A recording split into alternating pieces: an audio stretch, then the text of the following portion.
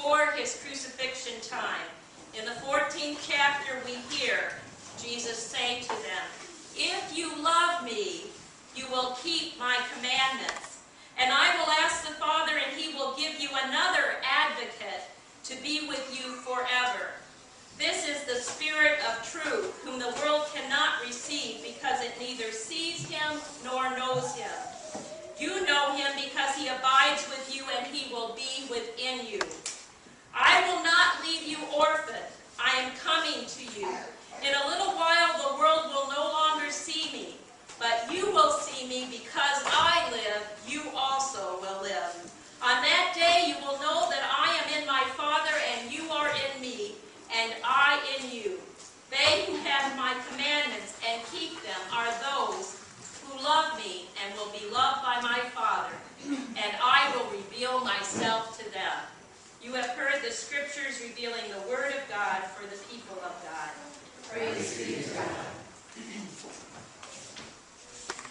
Pentecost was another one of those holy Jewish times. They had Passover 50 days before. Now everybody is gathering to that big hill, that city of Jerusalem, for another world faith event for them to be there. They are coming to do different things, people from all different nations. And on that day of gathering, the answer and the promise that Jesus had given the disciples before his crucifixion is about to be revealed. Now, do you think that they understood what Jesus was saying?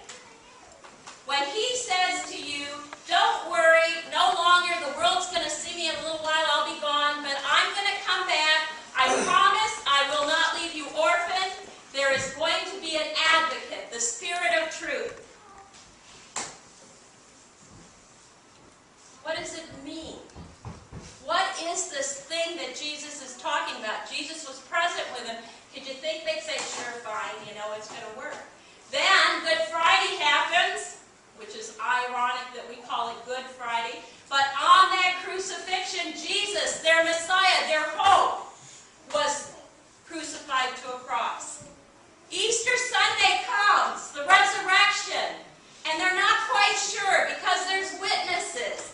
And for the next 40 days, those witnesses, which total over 500 appearances and individuals, Jesus reveals himself. And then, on Ascension, 40 days afterwards, Jesus ascends to heaven. We talked about that last Sunday. And the angel said to him, to those disciples, "What are you looking for?" God will return. Jesus will return the same way he can. But in the meantime, go and wait. How good are you at waiting? And they're waiting. I don't know how you'd be, but that's 1 day, 2 days. It turns out to be 10 days. Well, at least we're in the right place for the gathering for Pentecost. We're already there. Remember, most of those disciples were what?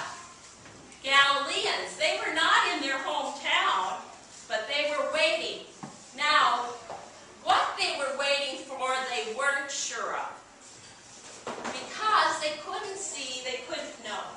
But after all of the experiences that they've had, they decided to be, and this is the critical thing. What did Jesus tell them to do?